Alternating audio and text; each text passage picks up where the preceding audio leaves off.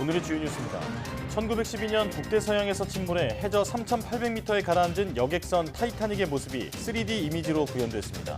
원격 조정되는 잠수정 2대가 지난해 여름 6주 동안 촬영한 영상을 3D로 재구성한 건데 수집한 영상의 양이 영화 8,000편과 맞먹는 분량입니다.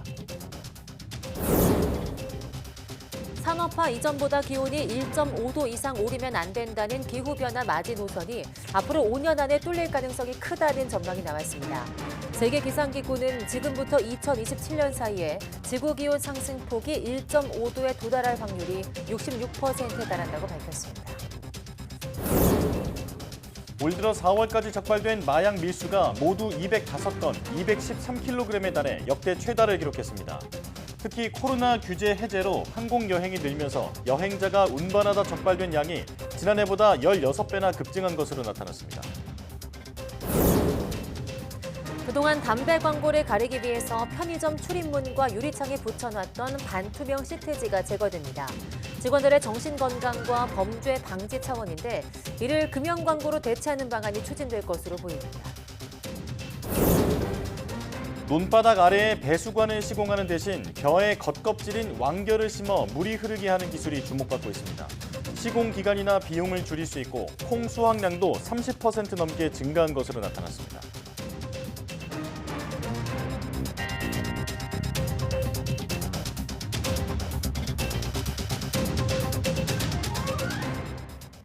여러분 안녕하십니까? 사이언스 투데이 시작합니다. 앞으로 5년 안에 지구 기온이 산업화 이전보다 1.5도 이상으로 상승하게 될 가능성이 크다는 세계 기상기구 WMO의 진단이 나왔습니다.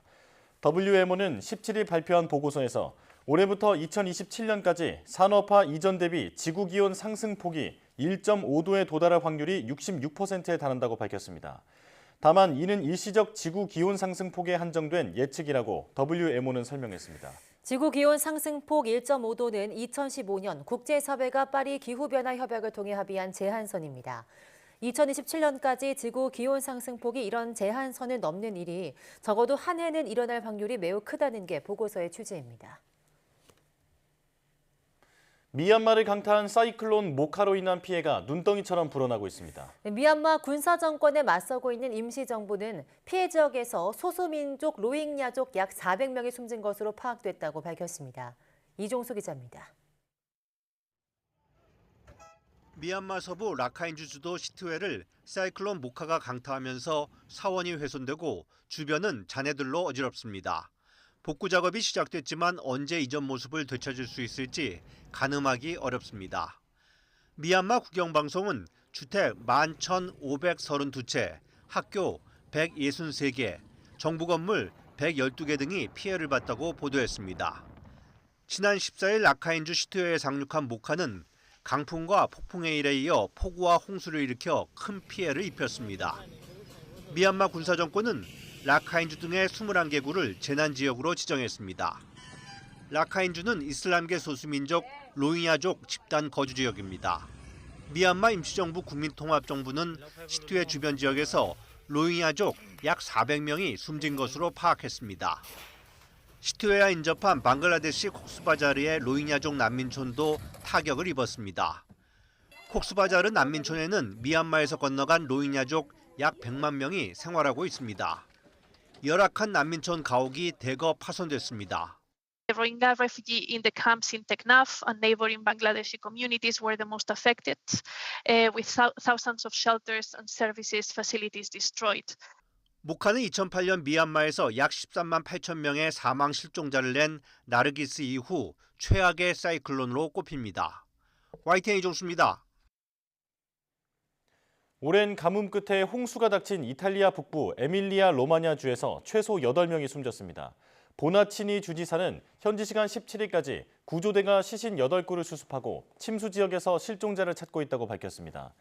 마을 37곳이 침수되고 산사태 250건이 보고됐습니다. 이번 주 초부터 계속된 비로 제방이 무너지면서 강물이 마을을 덮쳤고 침수 피해가 속출했습니다. 주도인 볼로냐를 비롯해 파엔차, 라벤나에서 각각 수천 명의 주민이 긴급 대피했습니다. 19일부터 열리는 일본 히로시마 G7 정상회의에 후쿠시마산 식재료가 사용될 것으로 보입니다. 후쿠시마 원전 오염수와 농수산물에 대한 불신이 여전한 상황에서 적지 않은 논란이 예상됩니다. 보도에 김태현 기자입니다. 우치보리 마사오 일본 후쿠시마현 지사는 이번 히로시마 G7 정상회의 식탁에 후쿠시마산 식재료를 올리겠다고 밝혔습니다. 또 취재진에게도 후쿠시마산 음식을 제공하겠다고 말했습니다. 各国要人の食事に県産食材などを活用するほか、海外の報道関係者の取材拠点となる国際メディアセンターにおいて、福島県のお酒や加工食品などを提供すると伺っています。 그러면서 이번 정상회의가 후쿠시마에 대한 이해를 넓힐 기회라고 강조했습니다. 復興の歩みを進めている本県への理解を深めていただく貴重な機会となります。 올여름 원전 오염수 방류를 앞두고 있는 일본은 주변국들을 대상으로 오염수의 안전성 홍보를 강화하고 있습니다. 일본에게 이번 G7 정상회의는 후쿠시마 원전 오염수와 농수산물의 안전성을 널리 알릴 수 있는 기회이기도 합니다. 하지만 일본 국민들도 불안감을 느끼는 후쿠시마산 식재료를 G7 정상회의 참석자들에게 제공하는 것을 두고 적잖은 논란이 예상됩니다. 지난 2021년 도쿄올림픽 당시에도 선수촌 식당에 후쿠시마산 식재료가 쓰이자 우리나라와 미국 등은 자국에서 식재료를 가져와 선수단에 제공했습니다. 방사능 오염에 대한 불안과 불신이 여전한 상황에서 후쿠시마산 식재료는 큰 논란의 불씨가 될 수 있다는 관측이 나옵니다. YTN 김태현입니다. 한일 간 후쿠시마 오염수 시찰단과 관련한 협의가 진행되는 가운데 일본 도쿄에서는 시민들의 원전 오염수 방류 반대 시위가 이어졌습니다. 전국 각지에서 모인 참석자들은 오염수 방류는 일본만의 문제가 아니라며 목소리를 높였습니다. 도쿄에서 김세호 특파원이 보도합니다.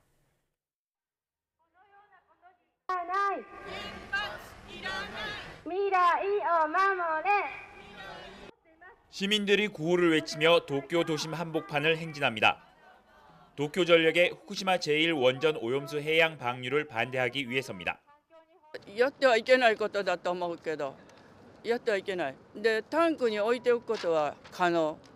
もうほとんど増えないので、ほとんど水は増えないので、置いておけばみんなで頑張る印になるじゃないですか。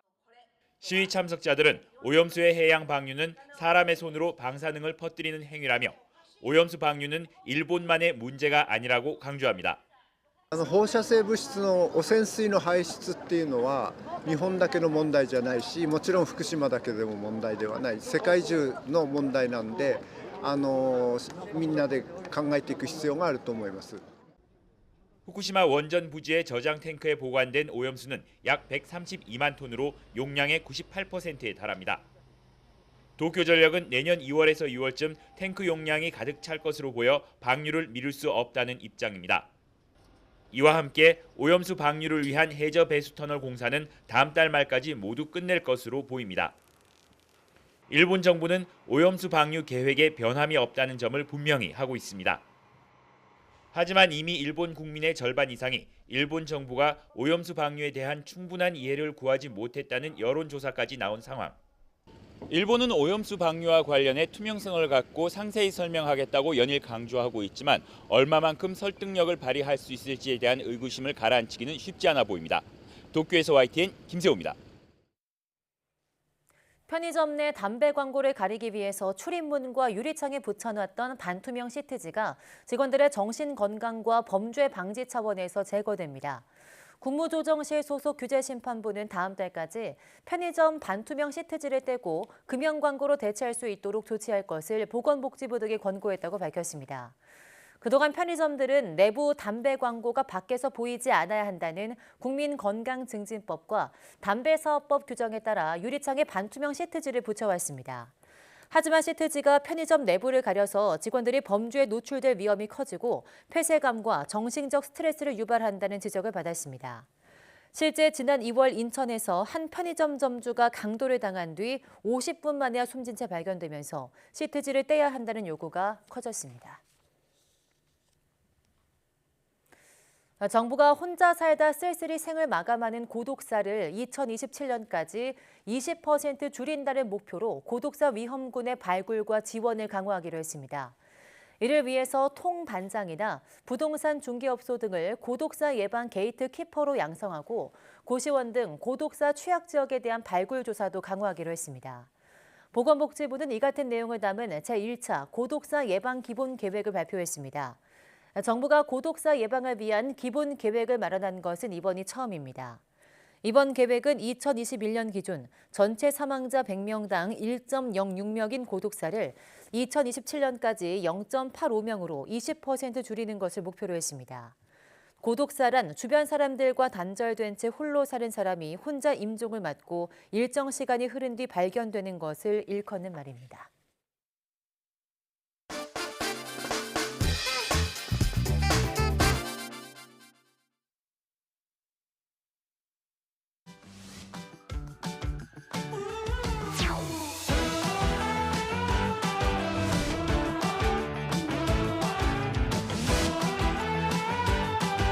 제가 와인을 보여드리도록 할게요.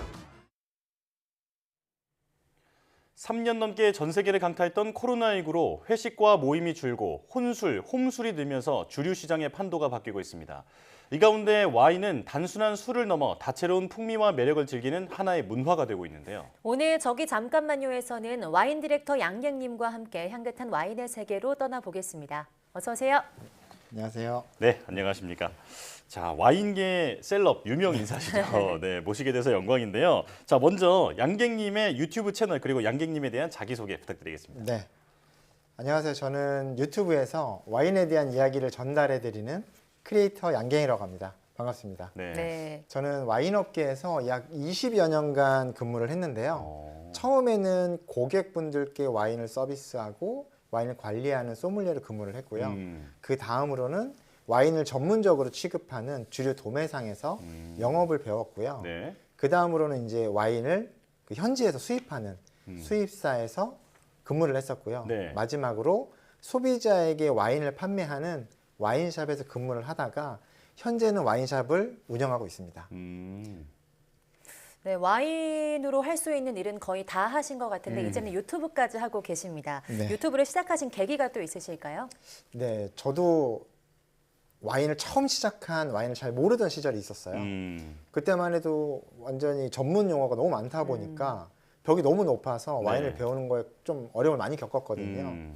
그래서 인터넷도 검색을 해보고 책도 좀 사서 좀 지식을 습득을 했는데 그게 국내에서 생산되는 술이 아니기 때문에 네. 현지에서만 알 수 있는 정보들이 너무 많더라고요. 그래서 이제 제가 현지에도 가보고 다양한 서적도 참고를 하고 지식을 차곡차곡 쌓아서 여러분들께 이제 하나씩 쉽게 동네 형처럼 또는 뭐 할머니가 옛날 이야기 들려주듯이 그렇게 편안하게 와인을 알려드리고 있습니다. 아, 네. 그렇군요. 흔히 우리가 덕업일치라는 얘기를 하잖아요. 네. 와인 덕후가 이제는 아예 직업이 됐으니까 네네네. 네, 참 성공한 인생이다 이런 생각이 드는데요. 네.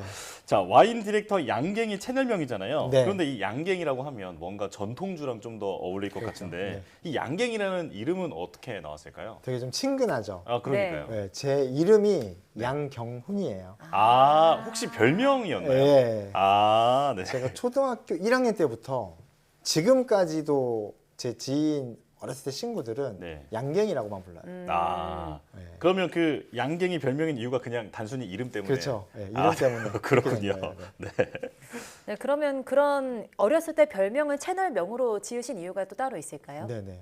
일단 와인은 뭐랄까 너무 고급스럽고 아주 특별한 나라에만 먹어야 될 것 같고 그런 느낌이 있어요. 저도 그랬고요. 근데 저는 그거보다는 네. 훨씬 더 친근하게 일상생활에서도 충분히 즐길 수 있는 술이기를 원해서 채널명도 좀 쉽게 만들었어요. 아, 그렇군요. 네, 그렇군요. 네, 요즘 들어 또 와인에 대중들의 관심이 굉장히 높습니다. 양갱님이 생각하시기에 와인이 좀 다른 주류와 비교해서 매력이 있다면 어떤 매력이 있을까요? 아주 많아요. 그리고 시간이 정말 오래 걸릴 정도로 아주 많은 매력을 가지고 있는데 그 중에서도 꼽자면 일단 와인을 안 마시던 분들이 봤을 때 소주나 맥주 같은 경우는 잔을 채우면 거의 다 비워야 되죠. 그렇죠. 비우지 않으면 예의가 아닌 경우들이 있어요. 맞아요. 네. 근데 주량이 약하거나 뭐 컨디션이 안 좋거나 이럴 때는 좀 약간 억지로 술을 먹어야 되는 문화들이 좀 있잖아요. 네. 근데 와인은 그런 게 전혀 없어요. 와인 같은 경우는 잔을 비우지 않는 게 오히려 주도고요. 남아있는 상태에서 와인을 더 따라서 첨잔을 합니다. 예. 우리나라엔 없는 주도잖아요. 네. 그렇네요. 첨잔을 하기 때문에 술을 못 드시는 분들도 충분히 자기 컨디션 조절하면서 천천히 마실 수 있고요. 보통 맥주나 소주나 막걸리나 이런 걸 마실 때 향을 즐기진 않잖아요. 잘. 네. 많이 맛을 즐기죠. 그렇죠. 근데 와인은 향도 굉장히 많이 즐길 수 있고 맛도 즐길 수 있는, 그리고 또 심미적으로 되게 좋아요. 색깔이 다양하잖아요. 예쁘잖아요. 네. 네. 그래서 와인의 매력이 정말 많은 것 같아요.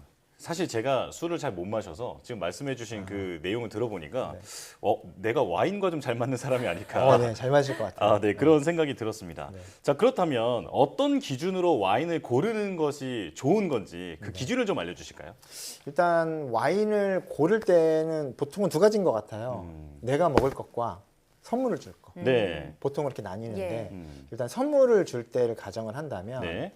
와인은 정말 수십만 가지의 와인이 있어요. 예. 정말 다양한 와인이 있는데 그 중에서 한 가지를 골라야 되잖아요. 네. 선물을 줄 때. 그럴 때 이제 그분의 취향을 알기가 굉장히 어려워요. 선물을 줄 때 뭐 좋아하세요라고 물어보지 않잖아요. 그렇죠. 네, 특별한 날에 선물을 주기 때문에 이거 준비를 좋아할 것 해서 같아. 가죠. 네. 예, 주잖아요. 네. 그럴 때는 이미 인지도가 높은 유명한 와인으로 하시는 게 좋은데 와인 같은 경우는 프랑스가 좀 클래식해요. 예. 특히 프랑스에서도 보르도 지방이 되게 클래식한 지방이거든요. 그래서 보르도 지방에서 생산되는 좀 고급 와인을 선물로 고르시면 아마 받는 분이 굉장히 좋아하실 거고요. 또 이제 내가 마실 와인을 골라야 된다. 네. 그럴 때는 와인 아까 말씀드렸듯이 되게 다양하잖아요. 네. 그래서 자기의 취향을 아는 중급 이상이라면 본인이 고르면 되지만 만약 이제 막 와인을 드시기 시작했다. 네. 그럴 때는 그 판매점에 있는 네. 어드바이저의 조언을 듣고 구하는 게 훨씬 더 자기 취향에 맞게 구할 수 있어요. 그렇군요. 어떤 뭐 생일이거나 개업을 했다거나 이럴 때 선물을 한다고 하면 네. 뭐 샴페인이나 이런 것도 괜찮을까요? 그럴 때는 기포가 있는 와인을 선물해 주는 게 가장 좋아요. 그렇군요. 말씀하신 것처럼 네. 샴페인이 가장 이제 통상적으로 선물이 되는데요. 샴페인 같은 경우는 가격이 조금 비싼 편이에요. 그런가요? 그래서 이제 그거 아니어도 일반 스파클링 와인 중에 1, 2만 원대도 좋은 게 많거든요. 네. 그러니까 기포가 있는 와인을 선물하시면 돼요. 꼭 샴페인은 아니어도 됩니다. 그렇군요. 네. 그런데 여기서 궁금한 게 샴페인이랑 스파클링 와인이 서로 다른 건가요? 조금 달라요. 네, 그렇군요. 네. 자세히 얘기를 하자면 조금 길어질 수 있으니까. 네네네. 제가 딱 10초 만에 설명을 드릴게요. 좋아요. 네네. 네. 스파클링 와인은 기포가 있는 모든 와인들을 통칭하고요. 네. 그 안에 프랑스의 쌍파뉴 지역에서 나온 기포가 있는 와인만 쌍파뉴라고 불러요. 그러니까 그 샴페인이라는 게 지역명에서 나온 네, 이름이라는 맞습니다. 거죠? 그렇군요. 그렇군요. 쉽게 이해가 됐습니다. 당연하죠. 네. 자, 그렇다면 이제는 이런 와인은 절대 사지 마라 네. 라고 하는 그런 조언도 있을까요? 일단 와인은 보관이 굉장히 중요해요. 그래서 직사광선에 굉장히 취약하거든요. 가끔 보면 직사광선이 내리쬐는 그런 쇼윈도에 딱 붙어있는 와인들이 있어요. 네. 그런 건 조금 피하시는 게 좋고요. 그리고 만약에 같은 와인을 비교할 수 있다면 똑바로 세워놨을 때 이 와인의 양이 조금 다를 수 있어요. 그런가요? 네, 가끔 있어요. 예. 그러면 낮은 거를 피하시면 돼요. 왜 그런 건가요? 그러면 그 낮은 용량만큼 밖으로 새어 나왔을 수 있어요. 그래서 기왕이면 높은 걸 사시면 조금 더 좋다. 네. 그렇군요. 또 그 와인 샵마다 좀 가격이 다르더라고요. 네네, 그런 경우도 맞아요. 좀 조심해야겠죠. 일단 가격을 다 비교하기는 어렵고요. 네. 그래서 일단은 처음에 와인을 많이 안 드셔보셨을 때는 가까운 대형 마트가 가격이 좀 일률적인 편이에요. 네. 그래서 좀 대형 마트를 가서 어드바이저한테 추천을 받아서 구매를 하시는 게 초반에는 좋아요.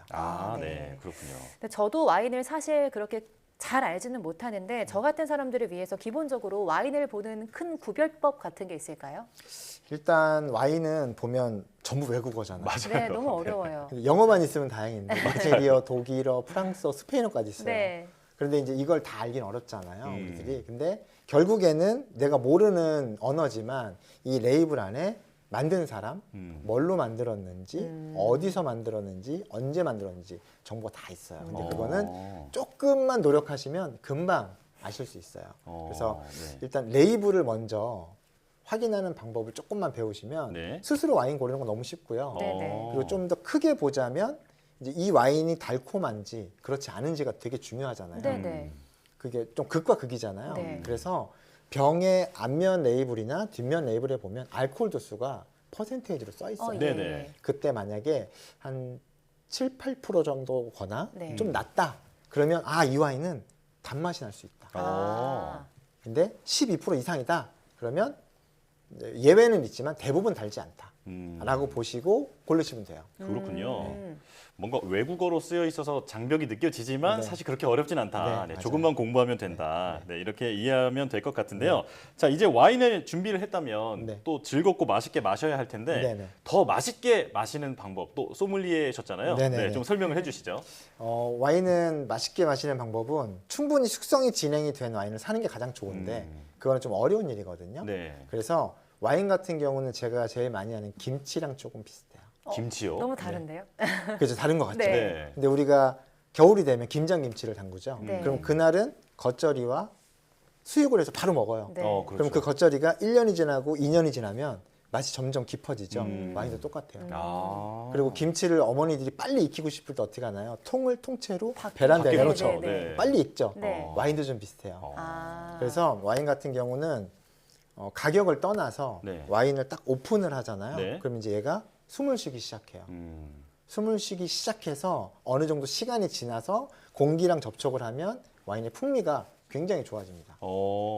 지금 공기와 접촉하는 거를 말씀을 해주셨는데 네. 그럼 우리가 와인을 잔에 따를 때도 좀 그렇죠. 예, 모양도 좀 독특하기도 하고 잔을 흔들기도 하잖아요. 네, 맞아요. 이 디켄팅이라고 하나요? 너무 잘 알고 계시네요. 아, 네네네. 네. 이것도 혹시 그 공기 때문에 하는 건가요? 네, 맞아요. 모든 게 공기랑 연관이 되어 있는데요. 네. 오픈을 하면 병 목이 이 정도 사이즈밖에 안 되는데 네. 요만큼만 공기와 닿죠. 네, 네. 근데 잔은 이만큼 닿죠. 네네. 근데 디켄터는 이만큼 닿죠. 아. 닿는 면적이 넓어질수록 이 와인이 빨리 맛있어져요.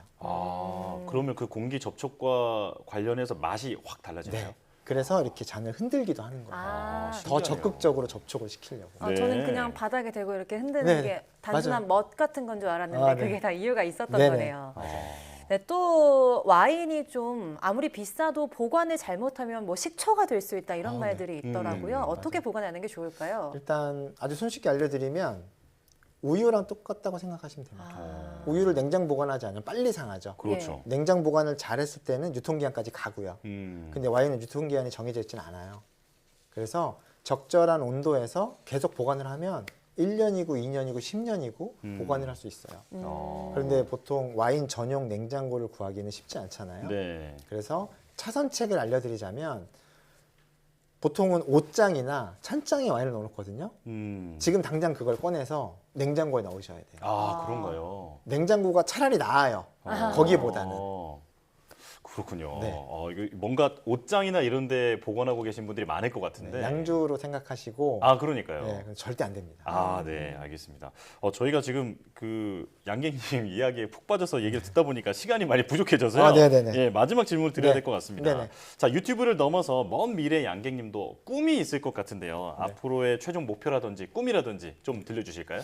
일단 저희가 유튜브를 하면서 하게 된 이유가 일단 대한민국의 모든 성인들이 와인을 좋아했으면 좋겠다라고 생각을 해서 시작을 했고요. 네. 지금도 그 목표는 변함이 없고 앞으로도 그 목표를 이루려고 유튜브를 쭉 진행을 할 거고요. 저는 이제 좀 작은 꿈이 있다면 저희 채널을 처음부터 뭐 언제가 될지 모르겠지만 그때까지 쭉 사랑해 주신 구독자분들과 이제 나이가 더 먹어서 와인을 같이 즐기면서 개인적으로 이런 오프라인에서 자주 뵙고 싶어요. 멋진 꿈이네요. 네. 네. 자, 알면 알수록 풍미는 물론 재미까지 느낄 수 있는 게 바로 와인의 매력인 것 같은데요. 네, 양갱님 콘텐츠 보면서 저희도 공부를 좀 해봐야겠습니다. 감사합니다. 자, 여기까지 듣겠습니다. 와인 디렉터 양갱님과 함께했습니다. 고맙습니다. 감사합니다.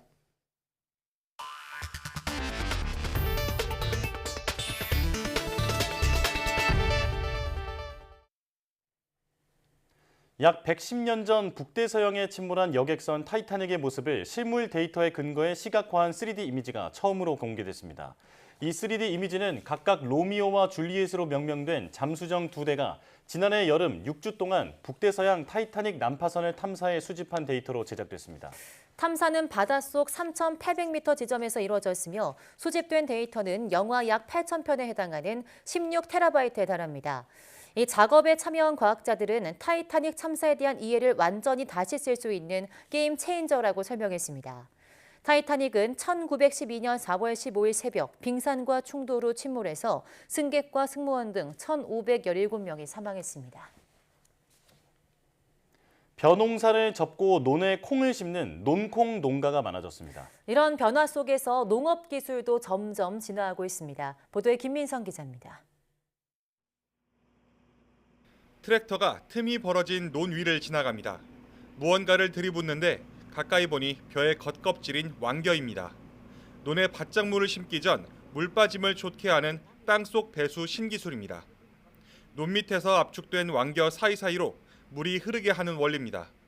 땅에 배수관을 묻는 기존 작업 방식은 공사 시간이나 비용이 만만치 않았습니다.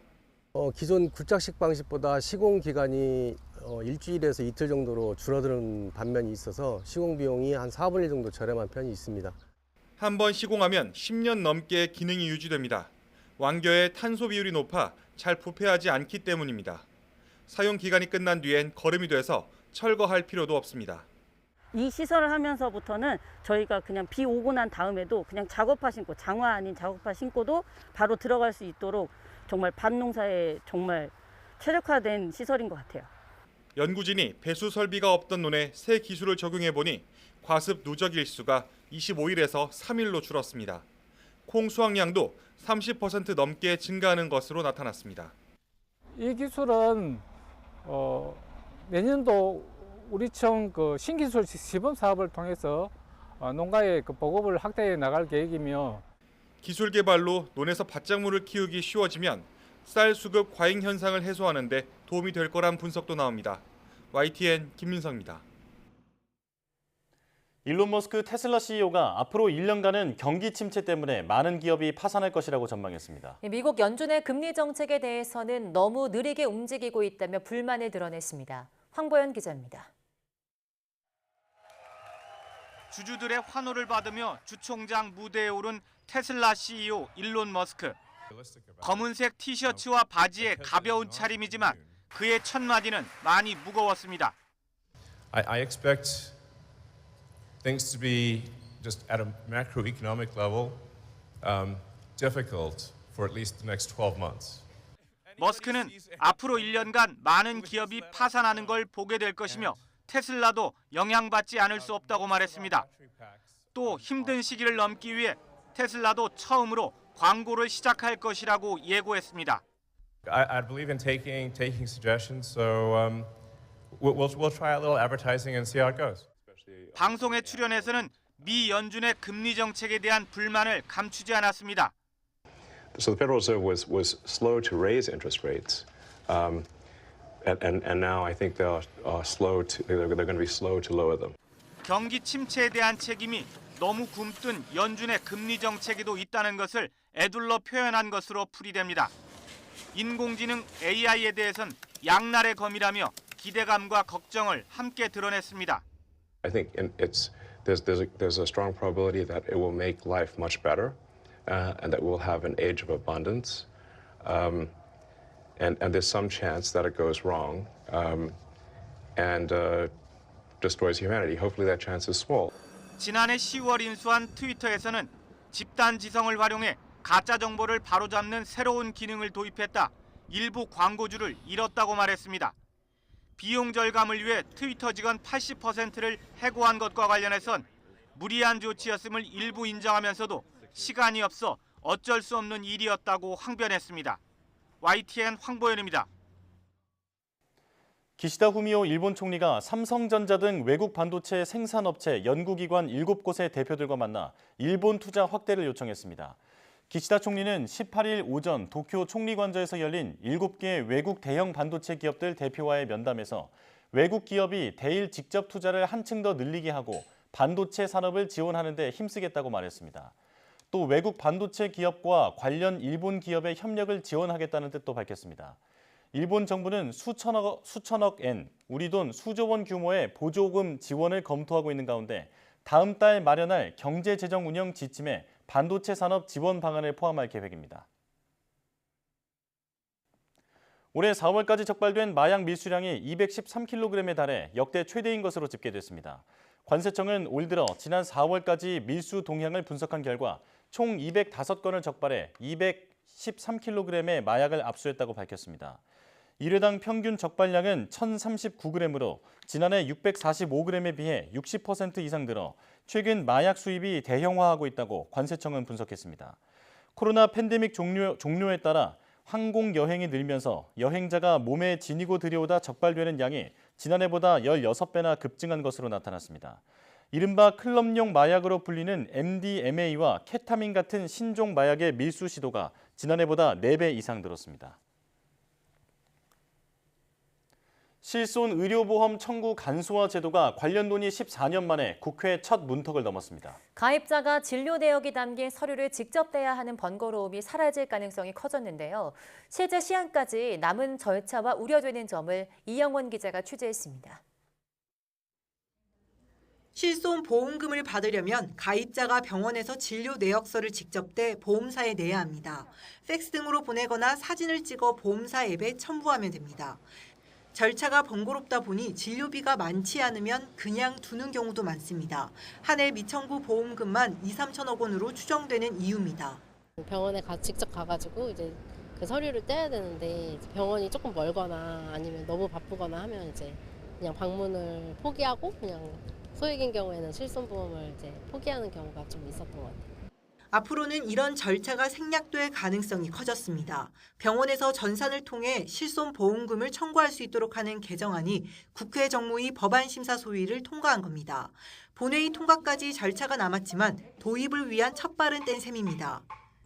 청구가 간소화되다 보면 이런 의료 데이터들이 많이 쌓이고 그러게 되면 이런 비급여라든지 이런 부분들도 어느 병원에서는 과잉 청구라든지 이런 부분들이 눈에 보일 수 있기 때문에 이렇게 비급여 의료행위 제한 여지가 커지는 데다 민감한 환자 정보 유출 위험을 이유로 14년 동안 반대해온 의료계는 여전히 부정적입니다.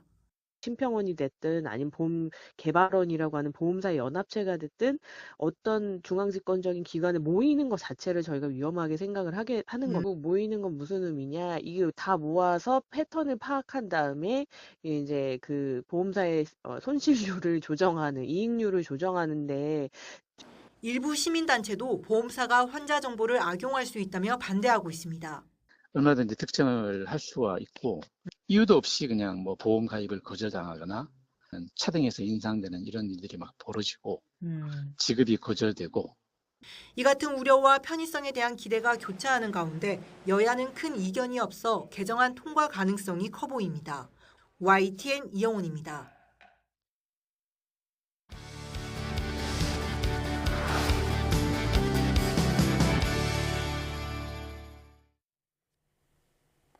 치료 뒤에도 암이 재발하거나 다른 장기에 전이되는 이유는 숨죽이고 있던 암 줄기세포가 다시 활동하기 때문인데요. 국내 연구진이 암 줄기세포를 정확히 찾아내고 치료 효과까지 기대할 수 있는 연결고리를 발견했습니다. 오늘 과학의 달인에서는 형광 프로브란 어떤 물질이고 어떤 원리로 암 줄기세포를 찾아 치료 효과까지 보이는지 자세히 이야기 나눠보겠습니다. 포항공과대학교 장영태 교수 나오셨습니다. 어서 오세요. 안녕하세요. 네, 안녕하십니까. 자, 암을 염색하고 치료하는 TIY라고 부르던데요. 형광 프로브를 만들었다고 하시는데 우선 형광 프로브가 무엇인지부터 좀 설명을 해주실까요? 네, 프로브는 우리말에 딱 맞는 단어는 없습니다. 아마 탐색자 정도로 해석할 수가 있을 것 같은데요. 네. 형광 프로브는 그냥은 쉽게 보이지 않는 어떤 특정한 세포를 형광으로 빛이 나게 해서 잘 보이게 만들어주는 물질이라고 할 수 있습니다. 네. 암세포만 선택적으로 볼 수 있어서 TIY는 암세포 프로브라고 부를 수 있는데 암 중에서 모든 세포를 보는 것은 아니고 암줄기 세포만 골라서 보여주는 프로브입니다. 네. 여기서 TIY는 튜머 이니시에이팅 셀 프로브라는 뜻으로 노란색을 나타내기 때문에 TIY라고 요약해서 부릅니다. 예. 그런데 이 암세포 전체가 아니라 암줄기세포만 구별해서 보는 이유가 따로 있을까요? 우리 몸에서 암세포는 거의 항상 생겨난다고 알려져 있습니다. 그럼에도 우리가 자주 암에 걸리지 않는 것은 우리 몸속의 면역세포들이 초기에 암세포들을 끊임없이 찾아내서 공격하고 제거하기 때문입니다. 네. 그런데 그 방어선이 무너지게 되면 살아남은 암이 큰 종양을 만들게 됩니다. 근데 종양의 대부분을 차지하는 암세포들은 빨리 자라기는 하지만 따로 독립해서 새로운 암을 만드는 능력은 없습니다.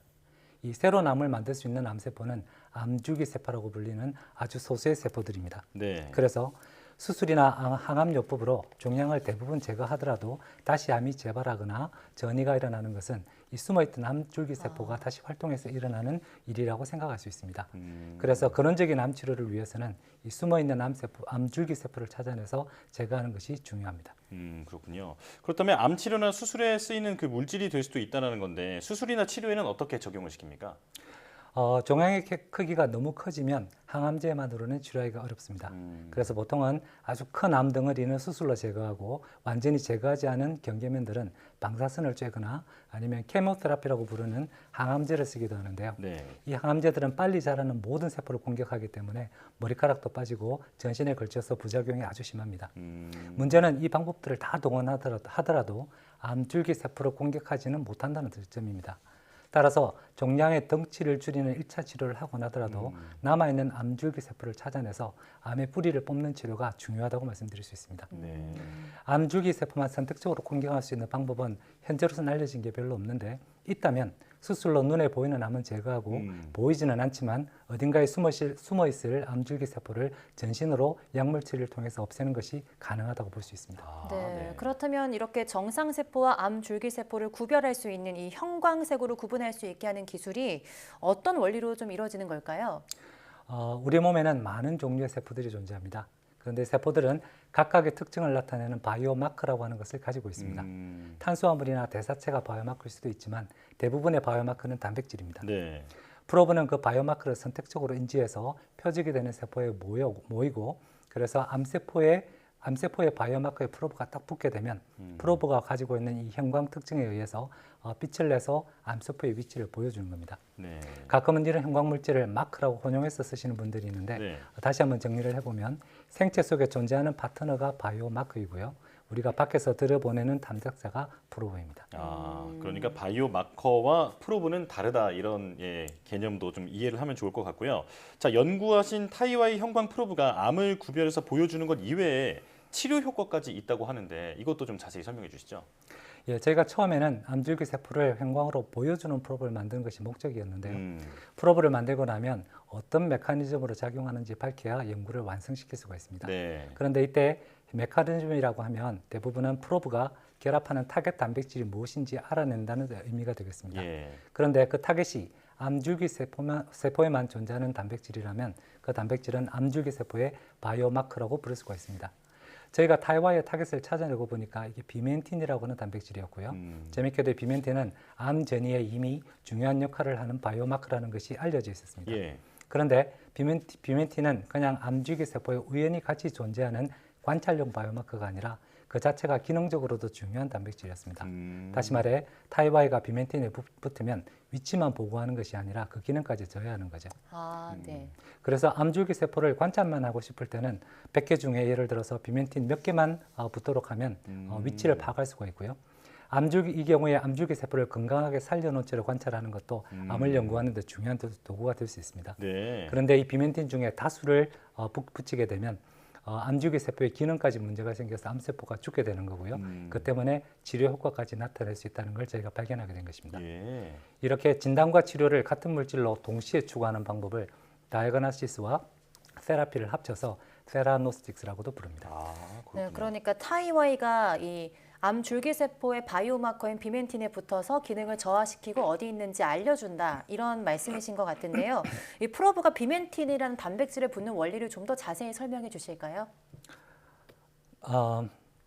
보통 바이오마커를 찾을 때는 이 오믹스라는 방법을 사용을 하는데요. 네. 유전자 전체를 보는 제노믹스나 단백질 전체를 보는 프로토믹스가 그런 예가 되겠습니다.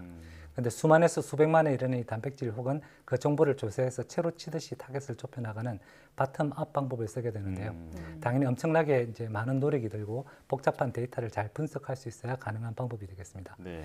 이게 어렵게 비멘틴을 바이오마커로 찾아내고 나더라도 그 다음에는 프로브를 디자인하는 일을 시작해야 되는데요. 이것도 만만한 일이 아닙니다. 예. 그래서 보통은 바이오마커의 단백질을 항원처럼 동물에 주사해서 항체를 만들고 이 항체를 프로브로 사용하는 방법을 쓰게 됩니다.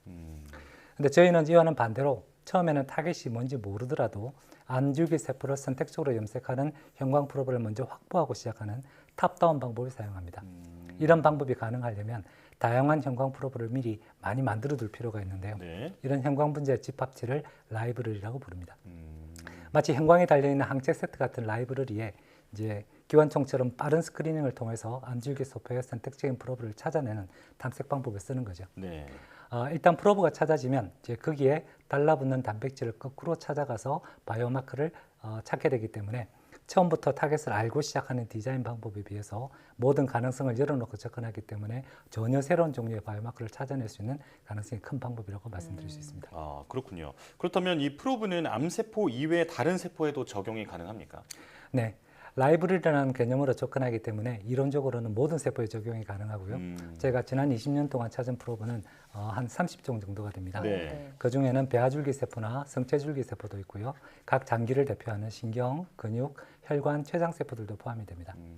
최근에는 암 주위에 붙어서 특별한 환경을 만들고 있는 변형된 면역세포를 염색하는 프로브들이 집중해서 일을 해왔는데요. 네.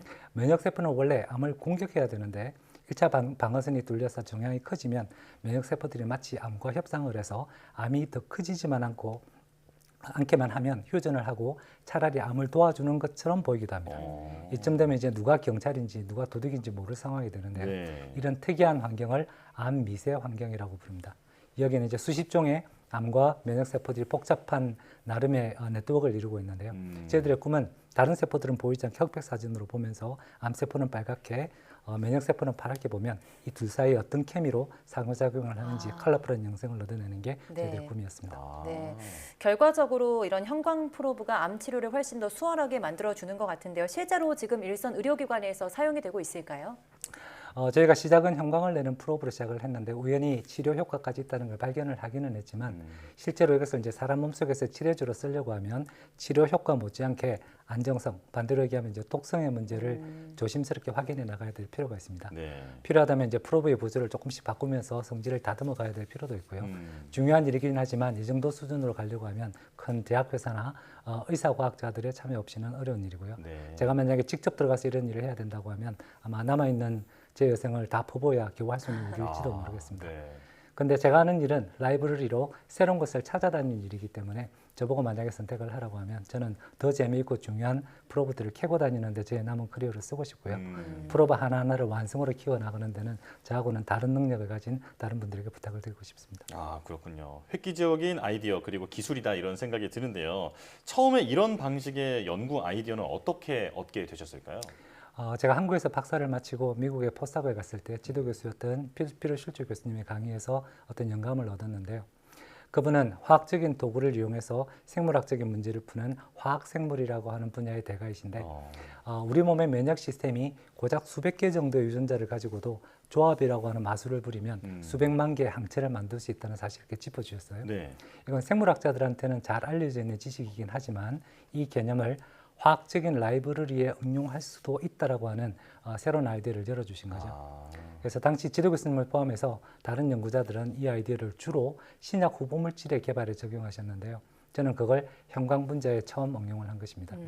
수백만 개에 달하는 항체 개수에 미치지는 못하지만 저희가 지난 20년 동안 만든 형광 프로브는 개수로는 1만 개가 넘고요. 네. 아직까지는 저희가 만든 라이브러리가 개수와 다양성 면에서 세고 최고라고 말씀드릴 수 있습니다. 네, 아마 교수님께서도 이제까지 해오신 연구가 이 화학생물학에 큰 도움이 되지 않을까 싶은데요. 앞으로 교수님께서 하고 싶으신 일은 무엇일까요? 라이브러리라고 하는 개념은 사실은 원칙적으로는 어떤 문제도 풀 수 있다는 걸 암시합니다. 그리고 특히 이 형광 라이브러리는 지금까지 세계 어떤 그룹도 아직 저희만큼 하고 있는 그룹을 찾아보지를 못했습니다. 네. 그래서 이런 독특한 시스템과 경험을 살려서 남은 10년 정도는 노화를 연구하고 싶습니다. 오랫동안 노화는 피할 수 없는 숙명 같은 자연현상이라고 믿어져 왔는데요. 최근에는 노화를 질병으로 보는 시각들이 점점 늘어가고 있습니다. 심지어는 이제 세계보건기구에서 노화의 질병 코드까지 붙였고요. 네. 그래서 저희가 지금까지 했던 연구처럼 노화세포에 대한 형광세포를 찾아가는 것은 굉장히 쉽게 이룰 수 있는 문제라고 생각을 하고요. 예를 들어서 노화세포에 선택적으로 붙는 어떤 프로브를 찾는다면 네. 이론적으로는 그 색깔을 흡수하는 물질이기 때문에 그래서 크림을 바르고 밖에 나서 태닝을 하면 노화세포만 제거해서 노화를 역전시킬 수 있는 새로운 방법을 만들어내는 것을 꿈꾸고 있습니다. 네. 그렇군요. 자, 지피지기면 백전불태라는 말이 있잖아요. 네, 암을 제대로 알아야 정복할 수 있을 텐데 오늘 교수님께서 들려주신 그 연구가 암을 조금 더 정확히 아는 데 중요한 바탕이 되지 않을까 이렇게 기대가 됩니다. 자, 과학의 달인 포항공대 화학과 장영태 교수와 함께했습니다. 고맙습니다. 감사합니다.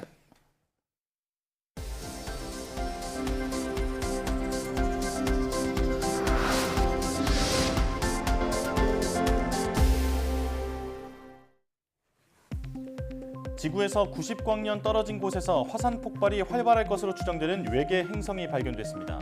캐나다 몬트리올대 연구팀은 적색 외성 LP79118 행성기에 존재하는 지구와 비슷한 크기의 D 행성이 별 주위를 타원 궤도로 공전하며 별에 가까워질 때마다 행성 안에 열이 쌓여 화산 활동이 활발한 것으로 분석된다고 밝혔습니다.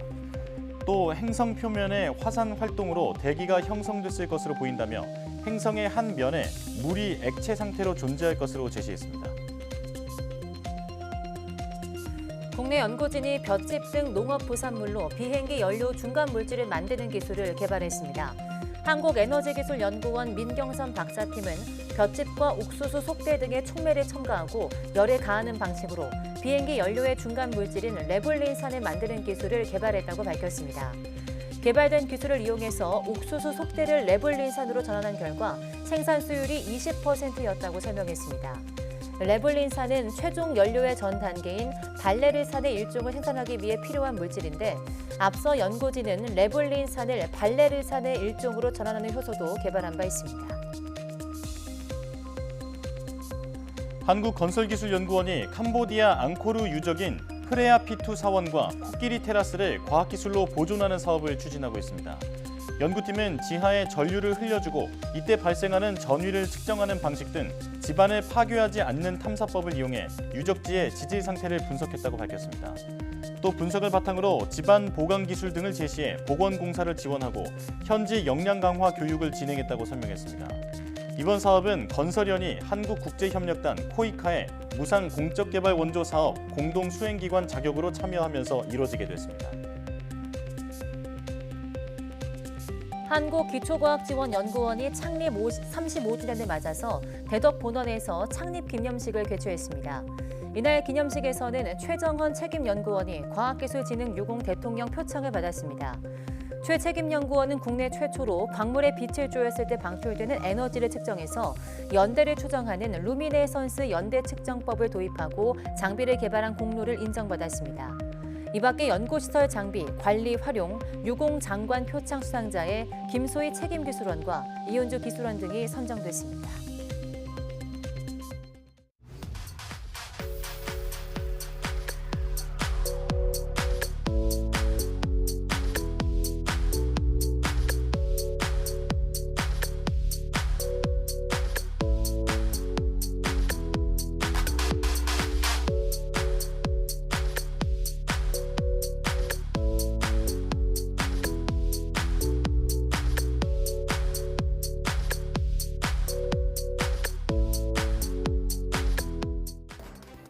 혼자 사는 가구가 점차 늘면서 고독사에 대한 그림자도 짙어지고 있는데요.